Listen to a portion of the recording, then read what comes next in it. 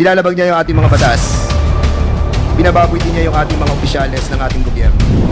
Tayo ay babuin sa mga banyagang katulad. Second. There is a motion to cite Mr. Tony Yang. Mr. Chair, I make a motion that he be detained at the Quezon City Jail. Sisinyasan na naman si Honorable Fernandez at saka si Madam Cassandra Ong. Hindi ko alam kung ano yung ganon. Sabi naman ni Madam Cassandra Ong, ganon. Tapos gusto pa niyang kunin yung aking sandwich, ibibigay doon kay Madam Cassandra Ong.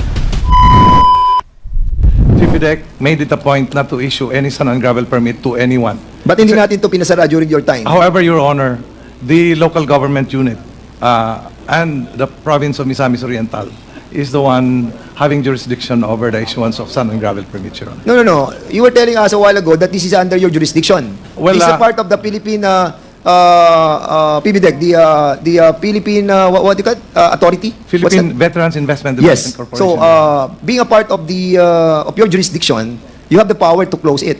Your Honor, if they haven't done any permit coming from you. Unfortunately, Your Honor, there's an overlap. What overlap? In the case of the issuance of sand and gravel permits, the local government unit claims that they are the ones who are empowered to issue permits. But you know the authority. Why did you not fight Your over Honor, it? this is in fact one of the gaps because FIPIDEC is located within two municipalities, Taguluan and Villanueva, Your Honor. And it is for this reason that this representation was demanding from our engineering office to define thoroughly the river system, Your Honor, because we were worried that there is overdrawing of sand and that the embankments are endangered because of the permits that are being issued by the local government unit. So while the two municipalities are fighting over who have the jurisdiction over this operation, the operator continue to operate. Is that what you are trying to tell us? Unfortunately, Your Honor, yes, but not just this corporation we are referring to.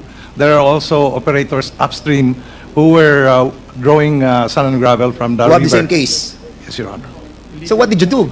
Well, Your Honor, this is an issue of conflicts of law because even as we say that FIPIDEC, which is one of the first eco-zone created through Presidential Decree 538, the subsequent passage of the local government code tended to create that conflict, Your Honor. Anyway, we haven't read yet the power that was given to your authority, but we will, and we will continue the discussion about this, given the time that we will be able to be knowledgeable about it. Anyway, we'll go to the next page, 28.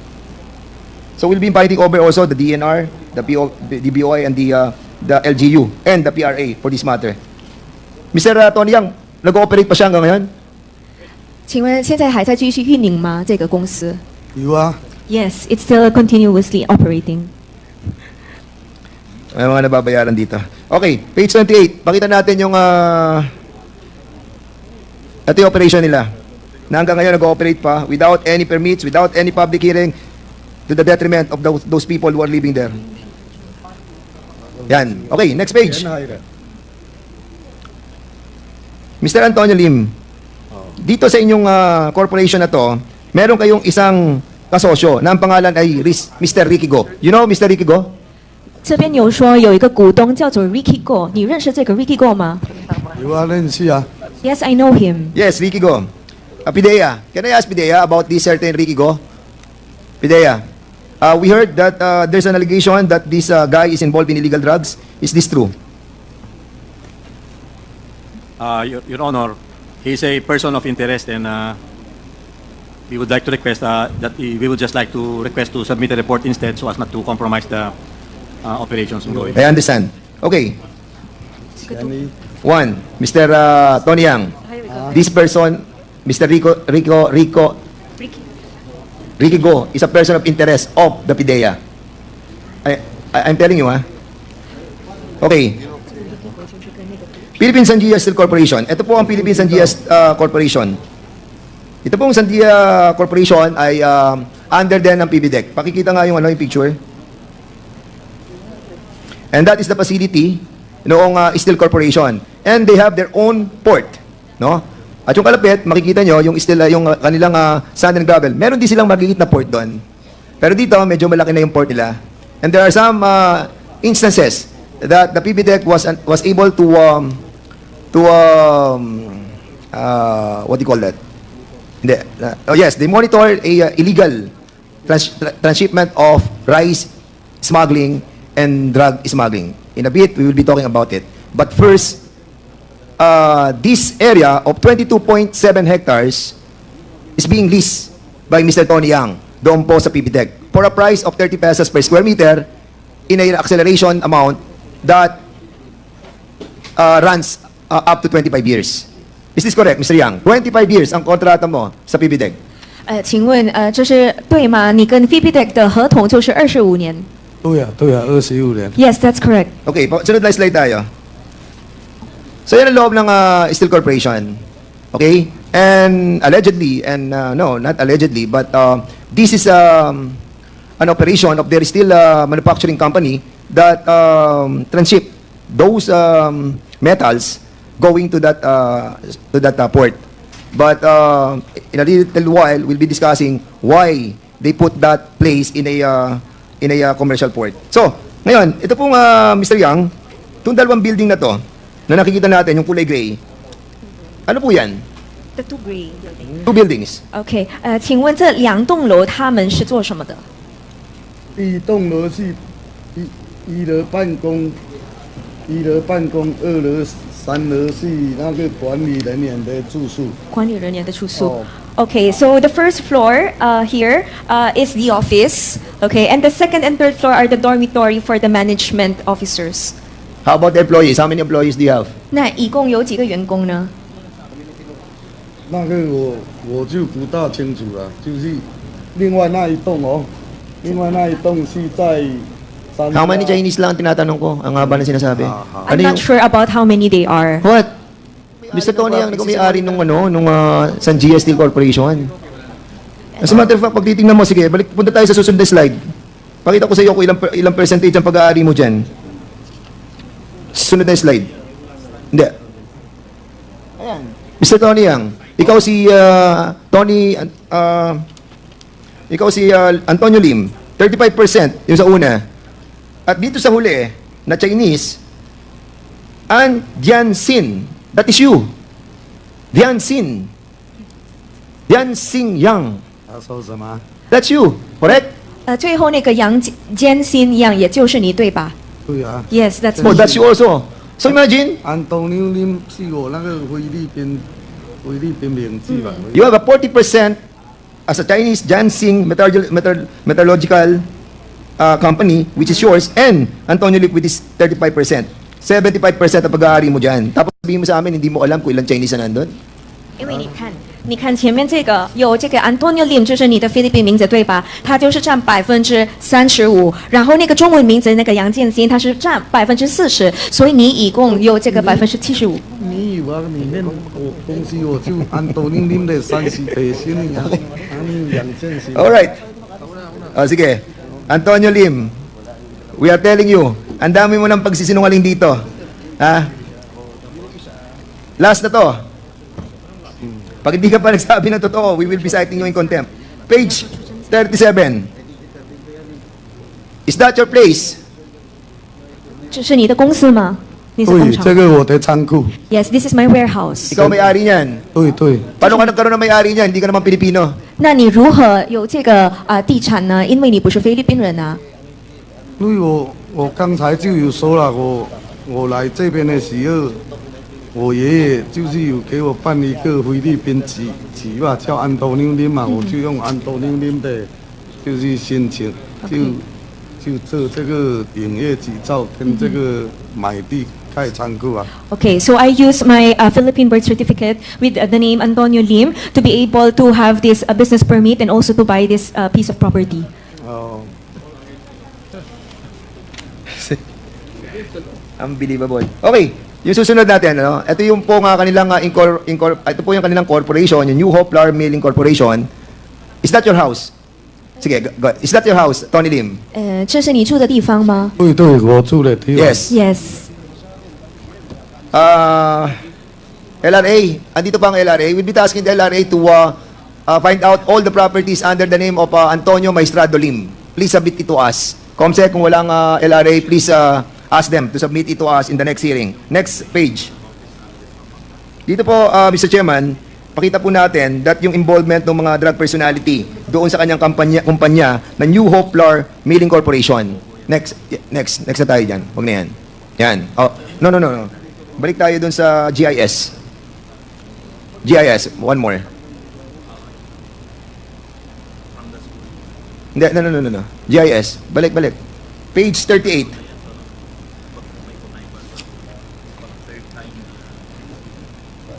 Page 38, please.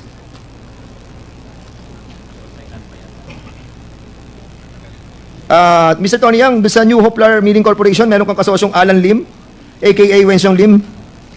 请问在这个面轮公司，就是 New Hope 的公司，你有没有跟 Alan Lim 做股东呢？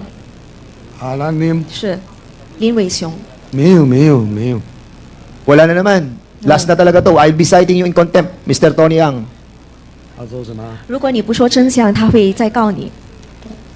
真的没 May kasosyo ka bang Alan Lim? 有没有 Doon sa New Hope Flour Milling Corporation. 有没有 Who is Wenxiong Lim? Alan Lim 维兄林的股东呢？没有。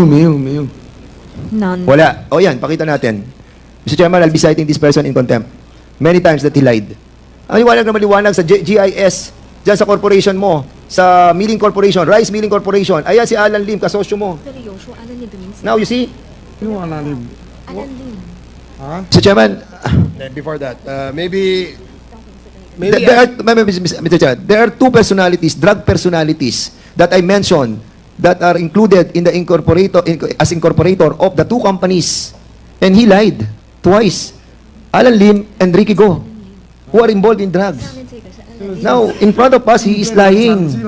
So, I think, Mr. Chairman, it's high time that we have given this guy a chance that we cite him in contempt, Mr. Chairman. Before we cite him in contempt, Mr. Yang, tanungin mo yung lawyer mo. 问你的律师， Counsel, can you advise him? 要劝他。 Can you please tell him that his name is in the GIS of the corporation mentioned? 你的名字就在这个公司里面，那个资料里面，还有那个 Alan Lim 他们的名字也在这个文件里面，那个资料里面，所以你没办法说这个不是你的股东，因为在他们公司里面有吗？有没有看到这个文件呢？ 我没看过这个文件。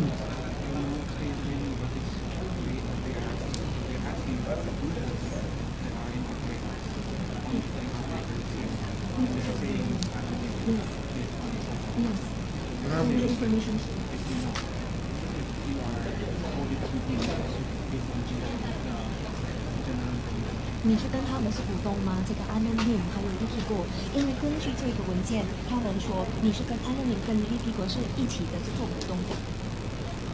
李继哥，我有跟他沙场有股东，但是Alan Lim这个谁我不知道啊。你这个人是 Alan Lim，他的有。这个里面有 Alan Lim 的名字呢，如果你不认识他，为什么大家？ 因为这个辩论场以前是 Chairman, I'll proceed muna para mabilis tayo, no? Habang sila nag-uusap ng lawyer nila. Sige, I'll go please sa proceed. I'll go sa page 56. 56. 跟Alan Lim 是林伟雄是吧？ Ito, Mr. Tony Yang. Tony Yang. Can you kindly tell me, andito kayo sa bahay, I don't know if this is your house, but I think this is your house. Dito sa left side, sino yung kalapit mo sa kanan mo? Yung may circle ang mukha. OK，在第一个图片呢，在你的右边的人有那个圈圈的是谁啊？那个是以前那个第十期的警察。 Sino siya? 阿弟，以前的阿弟。 RD。 哦，阿弟，以前的。 He was the RT before。 RD. Sino siyang RD? General ano? 叫什么？ Anong pangalan niya? 阿卢烟哦，阿卢烟眼烟。阿路言。我说不。General Anduyan. Anduyan。 Yung sino dyan? Yung nakasalamin o yung walang salamin? 是那个戴眼镜的还是没有的？ General Anduyan. 戴眼镜的。 Yes, The one with the yung glasses。 nasa kaliwa, sino siya? 在左边。Yes, on the left side, please. OK， 在左边的是谁啊？ 我现在看不大清楚。 哎，对呀，现在在看。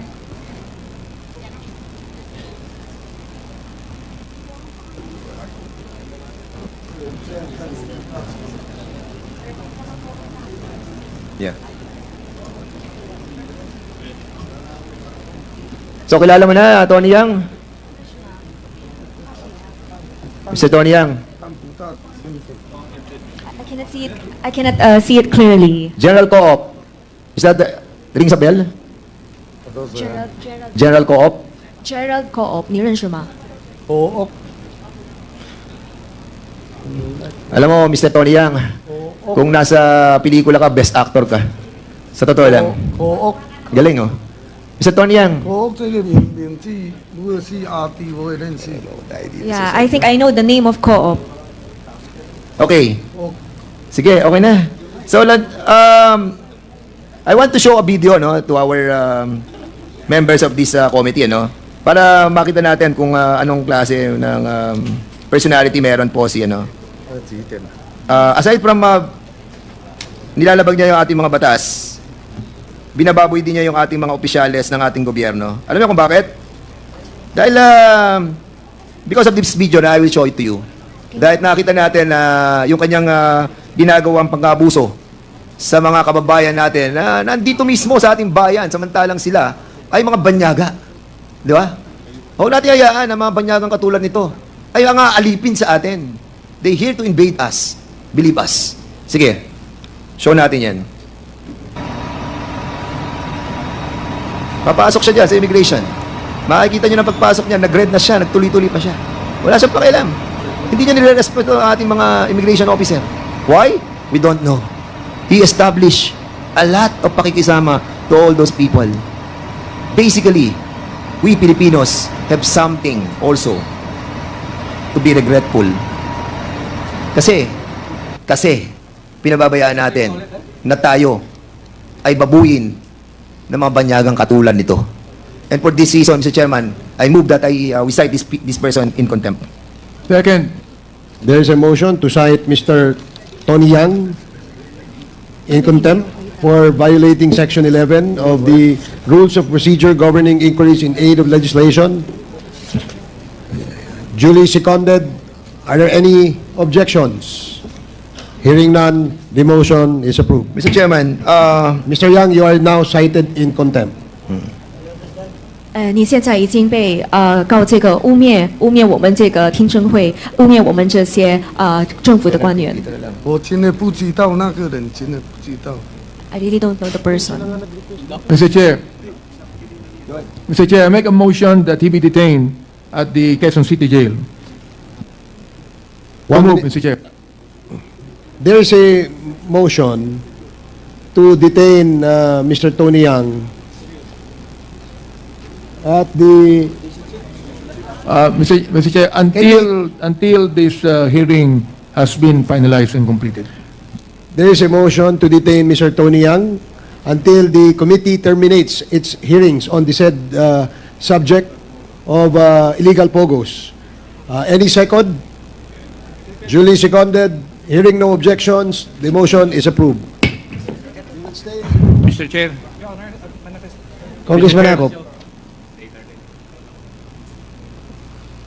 Mr. Chair, Yes, Congressman Acop. before the Sergeant at Arms takes over the person of Mr. Yang, kasi meron po akong concern dito sa mga nahuli sa kanya nung siya, o nakita sa kanya nung nahuli siya Kasi this pertains to firearms licenses and license. Totoo ba na may mga licenses na nakuha sa kanya to possess firearms and to carry them outside? Yes, Your Honor. He had a LTAP and a permit to carry IDs when we arrested him. For how many firearms? Upon checking with the Firearms and Explosives Office, only for one, Mr. Chair. Yung lisensya niya for one firearm? Yes, sir. No, I wasn't able to check the type, but the firearm registration is good for one.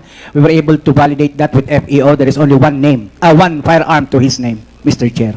Mr. Chair, since this is the last meeting of or last hearing of the Quadcom for this season, siguro ito tatanungin ko na dun sa Philippine National Police after or in the next hearing, whether it is during our break or after our break.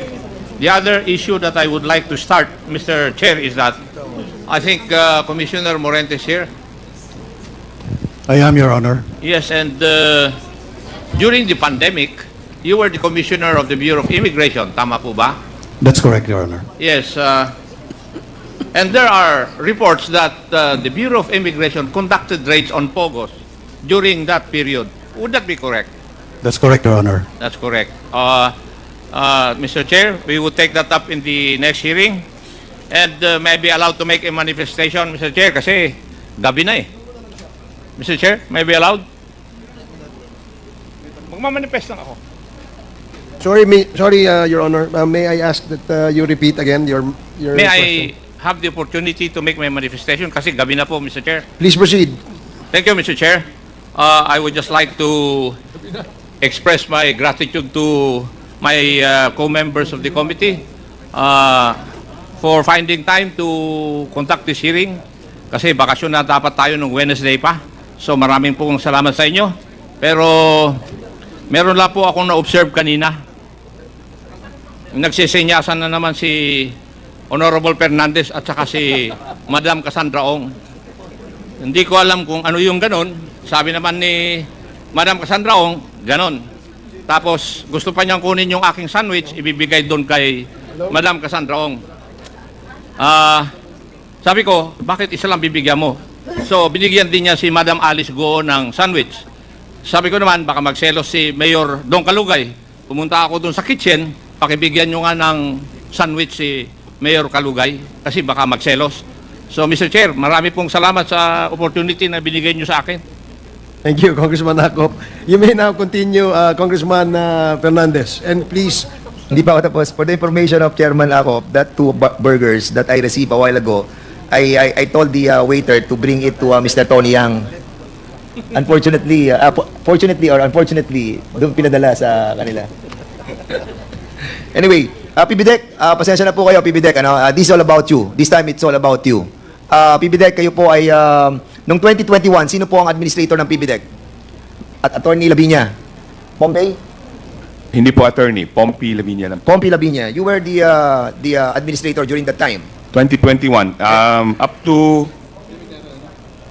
November 12, 2021. And during that time, you remember that a certain Attorney Les Gusey of the Legal Service Division and a certain Colonel Pete Dakipil have notified the Office of the Administrator of a certain email coming from Director Alikpala that indeed there was an incident regarding the docking of a vessel from Vietnam at Pilsanji Port.